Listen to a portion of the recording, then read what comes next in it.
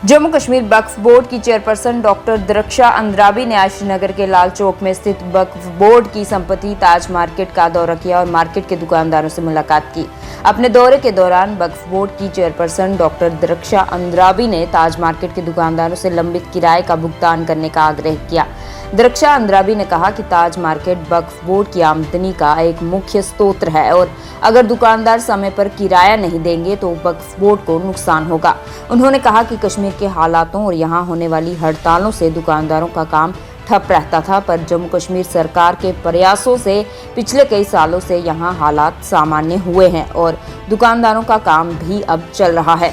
लिहाजा दुकानदारों को चाहिए कि वह हर महीने अपनी दुकानों का किराया समय पर वक्फ बोर्ड के पास जमा करवाएं, ताकि जम्मू कश्मीर वक्फ बोर्ड द्वारा यहाँ के तीर्थ स्थानों का सही रखरखाव हो सके। बोर्ड को संभाले हुए और ये हब है और तारीखी मार्केट है हमारे शहर का, हमारे कश्मीर का। यहाँ पे हम नहीं आए थे क्योंकि बहुत सारे हालात आप जानते हैं। हमने भी सोचा कि हमारे जो दुकानदार हैं कोविड से भी निकले हैं और हड़तालों की भरमार भी रहती थी हमारे कश्मीर में, इसीलिए 1.25 साल हो गया। उसके बाद हम आज आए और आप भाई हमारे साथ हैं ताकि हम देखें कि एक तो मार्केट की हालत भी क्या है और वक्फ की हालत कहीं पतली ना हो जाए, कहीं परेशान कुन ना बन जाए, ताकि इनको बताएं जो हमारा एसेट है वो यही है, यही मार्केट हमारा सबसे बड़ा हब है। और किराया जब तक ये भी नहीं देंगे तो वक्फ चलेगा नहीं।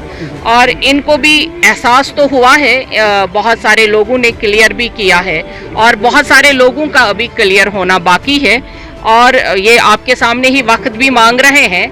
लेकिन हमारा मकसद है कि इनका कारोबार ज़्यादा चले और अगर इनको कोई तंगी भी होगी ये वक्त के साथ आएँ और बैठें, सॉर्ट आउट करें। लेकिन किराया ज़्यादा नहीं है, एक एक दुकान का 2-2 हज़ार किराया है।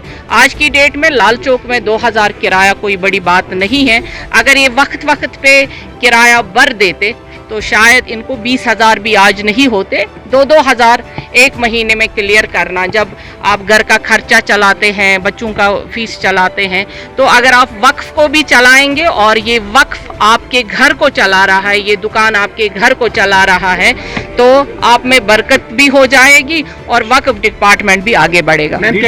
वहीं दुकानदारों ने कहा कि वे वक्फ बोर्ड की चेयरपर्सन डॉक्टर दरक्षा अंद्राबी के दौरे का स्वागत करते हैं। उन्होंने कहा कि कुछ मुद्दे हैं जिन्हें ताज बिल्डिंग के दुकानदार वक्फ बोर्ड के साथ साझा करना चाहते हैं और हम उम्मीद करते हैं कि हमारी समस्याओं का समाधान किया जाएगा और उनका समय पर निपटारा किया जाएगा।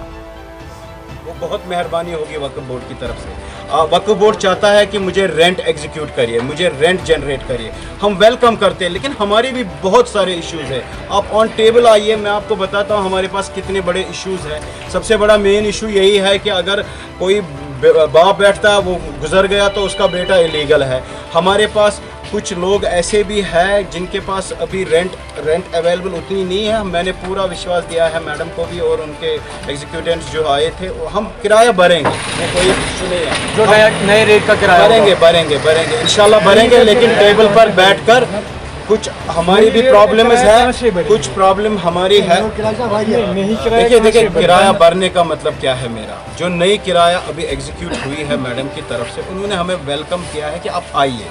जब तक हम मैडम के साथ बैठेंगे थोड़ा सा हमारा भी जो हमारे इश्यूज़ है रिगार्डिंग रेंट, रिगार्डिंग इंफ्रास्ट्रक्चर, हम जो प्रेमिसेस के है, कोई शॉप 3rd फ्लोर पर है उसकी रेट उन्होंने रखी है 4,000 रुपया, उसके साथ और एक शॉप है उसकी 3400 है, उसके साथ और एक रूम है उसकी 2500 है। तो मुझे बताइए, हमें खुद समझ नहीं आ रहा है इन्होंने ये असेसमेंट की क्या है। ऑन टेबल हम जब बैठेंगे असेसमेंट निकालेंगे, बैठेंगे उनके जो ऑफिसर्स हैं उनके साथ बैठेंगे। मैडम ने हमें सबसे बड़ी वार्म वेलकम यही किया कि आप आ जाइए, हम बैठेंगे। सबसे बड़ी बात हमारे लिए यही है, हमारे लिए काफ़ी है।